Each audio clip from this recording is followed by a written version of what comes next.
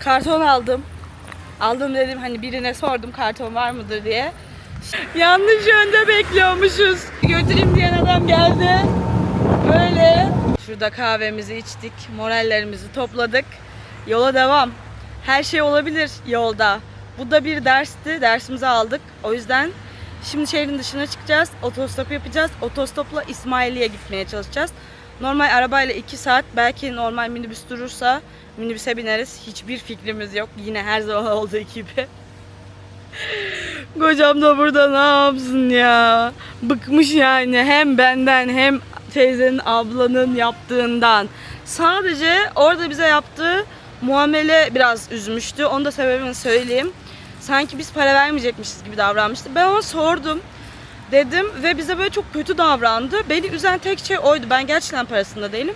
20 dolar, işte 800 küsür, hani 40 manat verdim. 27 ile çarpın.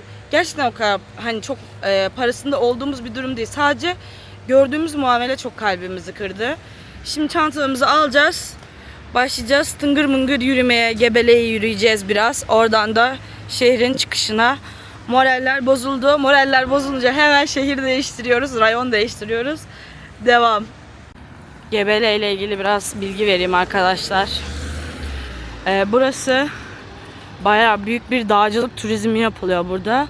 Yazın serin diye buraya kaçan çok fazla hani yerel insan var. Geliyorlar daha serin olsun falan diye. Kışında funiküler yapmışlar. Türkçesine teleferik yapmışlar. Orada hani böyle işte kardır, kıştır, kayaktır, Ruslar falan çok geliyormuş önceden. Sınırları kapatmadan önce. Bir de dün anlattılar, burada Rus Meşesi diye bir şey varmış. Restoran. Sovyet zamanından kalmaymış o Rus Meşesi dediğim restoran. Orada işte yemek falan yeniyormuş. Yani bir numarası olduğunu düşünmüyorum açıkçası. Eski yani Sovyet zamanından kalan nadir restoranlardan falan. Ne kadar? Mesela bir masa işte böyle 30-40 manat falanmış bir yemek, bir öğün, öyle diyeyim. Artık onları siz TL'ye çevirirsiniz. Matematiğim yetmiyor 27 ile çarpmaya. 30 olsa çarpardım. Ama 30 olmasın lütfen. Orada en önemli şey oymuş. İşte teleferikle çıkıyorlar. Diğer tarafa giderseniz de Laza diye bir köyü var. Laza'da da işte Udi halkı yaşıyormuş. Udiler de bu biraz önce söylediğim işte Antik Kafkas Albanya'sının eski halklarıymış. En eski hayatta kalan koluymuş. Onlar işte önceden 2 metreymiş. İşte kemikleri kırmızıymış falan filan. Çukurbele'de bulunmuş o dediğim bütün eserler. Tarihi bulgular. Çukurbele'de işte buraya Çukurgebele de buraya yakın zaten. Böyle çok bir numarası olan bir şehir değil. Rayon değil. Köyleri var. Yol üzerinde geçtik. Şimdi biz geriye doğru gidiyoruz. Çünkü ileriye doğru artık bitiyor tamamen ve bildiğin birebir Rusya sınırına geçiyorsun. Adam ne yapıyor dayı? İnşallah üstümüze sürmez. Arabalar konusunda travmatize oldum.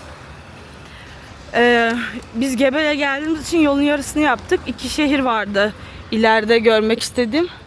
Ama o 2 şehri boş verdim. Şimdi Bakü'ye doğru döneceğiz. Çünkü 15 gün kayıtsız gezebiliyoruz. Burada da kayıt etmiyorlar bizi. Hani herhangi birinin evinde falan kalsak zor yani, uğraştıracak. Ben derdimi anlatmakla uğraşamayacağım. İşte tam böyle bir haftam falan var. Tekrar Bakü'ye doğru 3 gün, 4 gün, 5 gün biraz daha hani köy geze geze kültür öğrenerek. Herkes İsmailli ve Şamail'e çok güzel diyor. Sebebini bilmiyorum. Gidince beraber öğreneceğiz. Karton aldım. Aldım dedim, hani birine sordum karton var mıdır diye. Şimdi şey yapacağız. Hitchhiking, otostopping üstüne yazacağım. Gidene kadar hani merkezin dışına yazmadım. Ama o kadar sinirlerim bozuk ki yolun ortasında İngilizce konuşarak böyle kartonu gösteriyorum. İnsanlar da bakıyor ki bu deli ne yapıyor? Hiçbir şey. Sadece sinirlerim bozuk, kuralları yıkıyorum. Gebele'nin köyünde bir deli elinde boş kartonla böyle geziyor. I'm so happy with my empty cartoon. Life is start again. İnsanlar da dönüp bakıyor. Ne diyor bu deli? İngilizce bilmiyorlar çünkü burada. Türkçe'de biraz biliyorlar. O yüzden böyle deli geziyor köyün ortasında. Bizim köyün ortasında geçse ben de bakarım. Ne yapıyorsun deli diye. Yürüyoruz böyle. Gerçekten şu an moralim onda on. Bir kartonla eğlenebiliyorum la. I can get happy only one empty carton. Super cheap vibe. Super cheap vibe. I am super cheap and this cartoon was free. Like extremely cheap vibe. You know what they say in Instagram? You marry with me, you think I will not spend money for luxury brands, but I will spend money for expensive flight ticket. This is my luxury.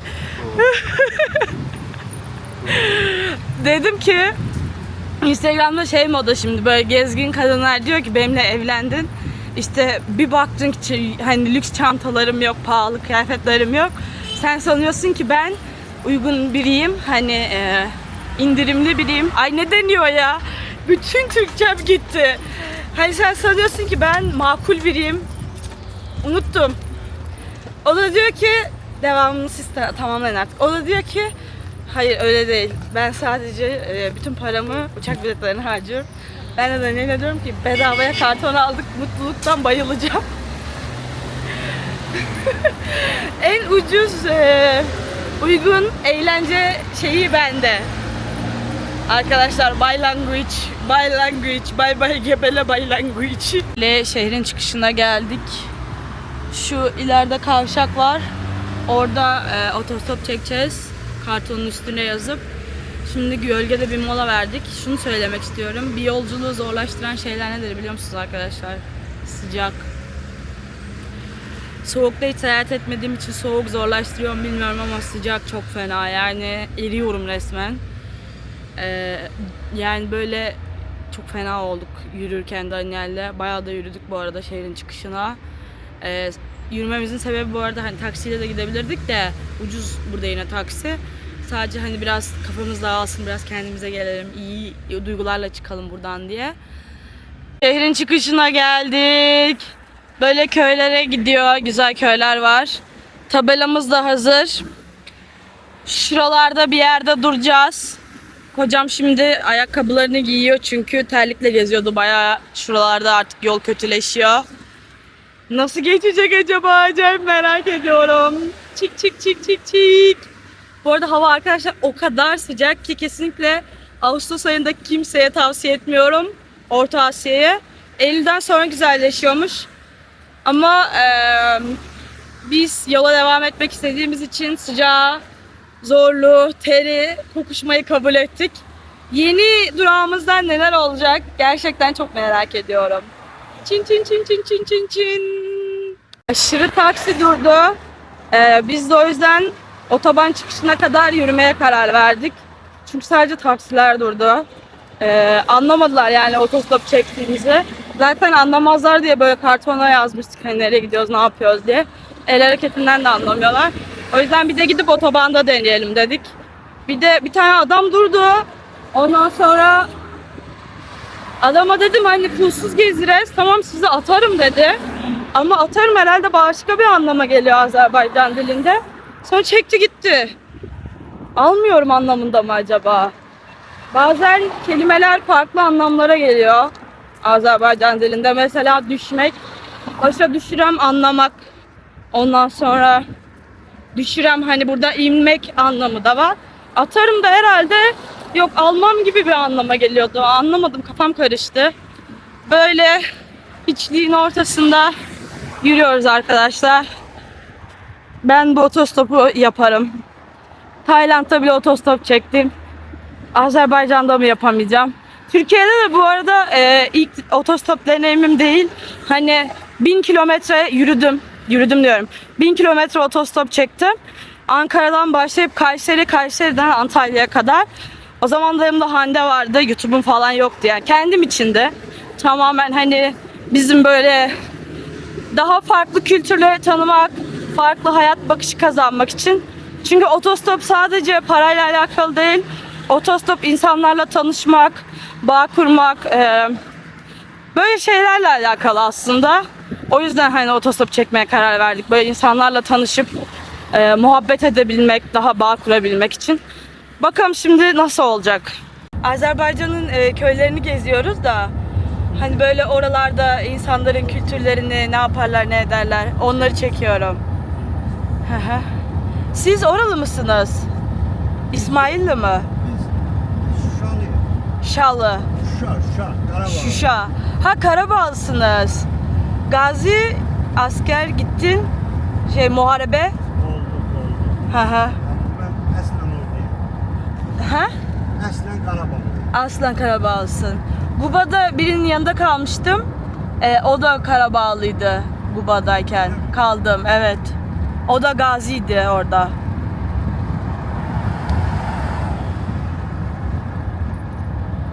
İncimiyim. Neye göre diyelim YouTube çekmiyor. Ha yok seni çekmiyorum, kendimi çekiyorum. Yok merak etme abi.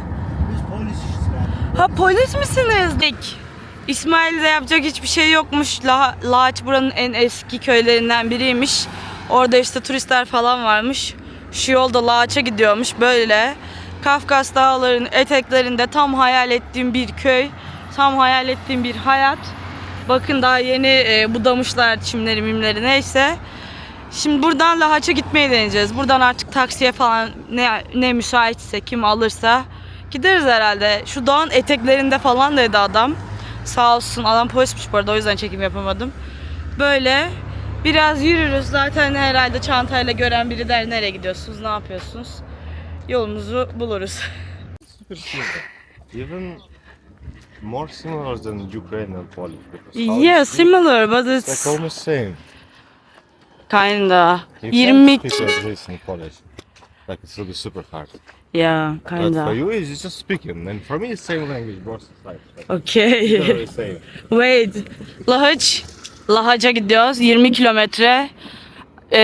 İndik. Dolanıyorduk böyle yani nasıl gideriz ne yaparız diye. Taksi durdu.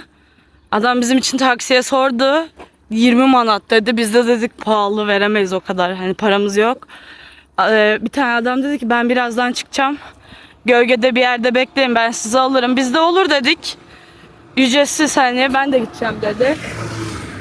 Biz de dedik şuradaki arabanın orada ağacın altında bekleyeceğiz. Tamam ben sizi oradan alırım dedi. Şimdi şurada gölgeye pusmaya gidiyoruz. Daniel de diyor ki Azerbaycan diliyle Türkçe benziyor. But it's cause of they watching a lot of Turkish movies. They're not speaking directly Azerbaijan language. They mixing. Okay. But still, I mean,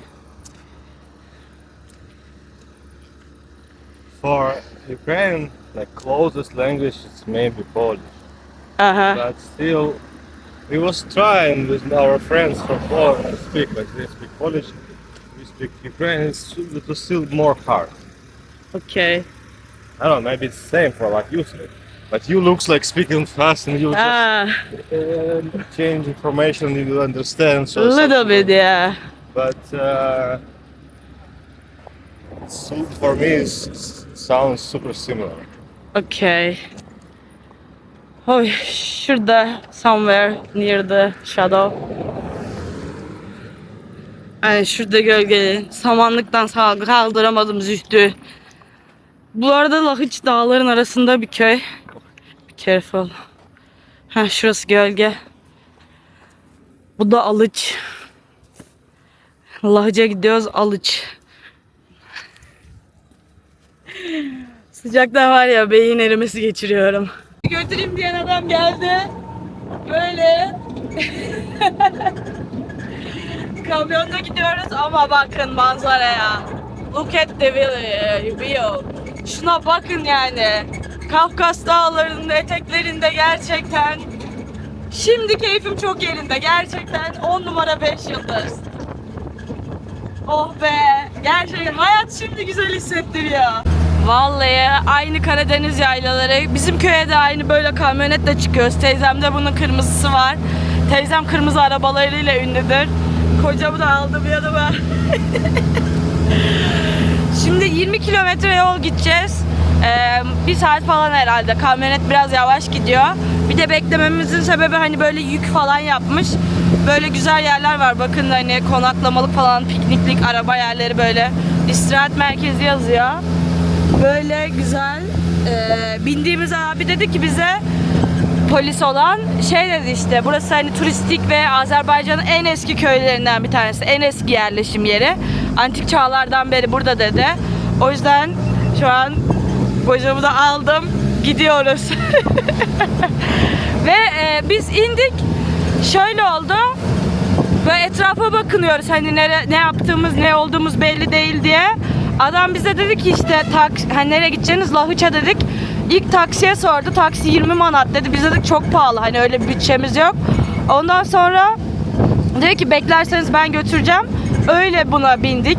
Ve çok mutluyum. Yani bir Mercedes'e bineceğimdense şu var ya, %100 rahatlık, mutluluk.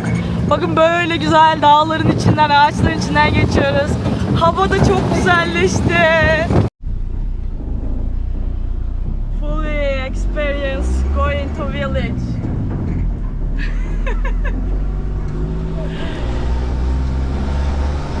Ama iyi de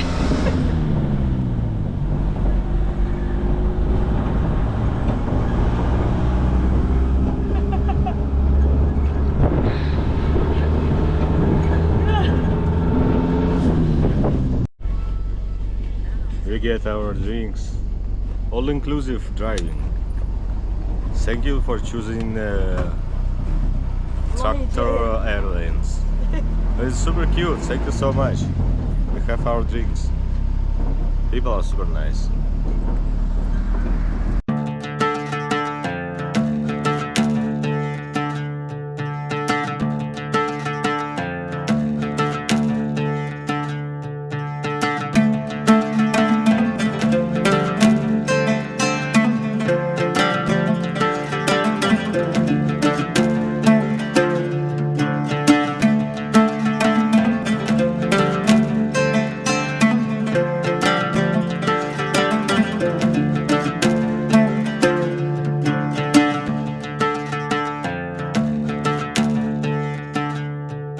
neredeyse geldik. Şimdi gerçekten kayaların arasında gibi oldu böyle.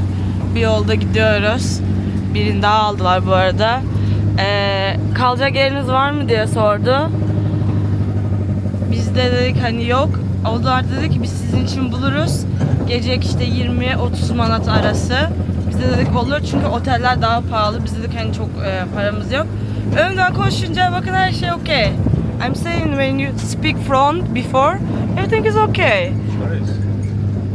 How it's working? Yes, and we will know. Böyle görünüyor etraf. Ay gerçekten içim açıldı ya. Dağların arasında harika bir yol yani. Perfecto. Aynı bizim yayla yolları gibi, virajlara bakın. Bir de bildiğin dağ yarmışlar ya buradan yürümek için. İşte Azerbaycan'a gerçek gelme sebebim buydu bu arada arkadaşlar. İpek yolunu görmek. Ve burası işte gördüğünüz gibi eski İpek yolu, belli yani. İzmir'de de var bu arada, devam ediyor. Orası da ticaret yolu. Çünkü buradan böyle dağların arasından aşarak insanlar ülke değiştiriyordu bir zamanlar. Eşeklerin üstünde, develerin üstünde, atların üstünde. Ben de atalarımın gittiği yollardan tekrar geçiyorum. Şöyle bir yokuş tırmandık. Buradaki iki tane, şu dağ ve şu dağ altında antik zamanlardan, eski zamanlardan kalma yeraltı mağaraları varmış. Bu yolu bütün böyle çıktık. Şimdi eve doğru gidiyoruz. Şimdi geldik, köy burası, Lahıç arkadaşlar. Arabasında olduğumuz bir abi dedi ki diğer bütün kalmalı, konaklamalı işte yerler doluymuş. İsterseniz bizim evde kalabilirsiniz dedi. Biz de olur dedik. Sonra başta 50 manat istedi. Ben de dedim 50 manat biraz fazla, hani fazla yani, direkt böyle söyledim. O da dedi ki o zaman 40 manat olsun dedi. Olur dedik. Şimdi onun evine gidiyoruz. Onun evinde kalacağız. Burası turistik bir alanmış, yine aynı dağ turizmi tarzında. Dedi dağ manzaralı falan şeklinde evim.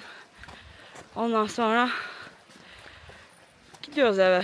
Dedi ben katılacağım sonra size. Onu videoya çekemiyorum. Çünkü O da polis gibi bir şey, bilmiyorum. Yani formasının üstünde din muhafızı yazıyordu. Muhafaze. Ne demek onu da bilmiyorum.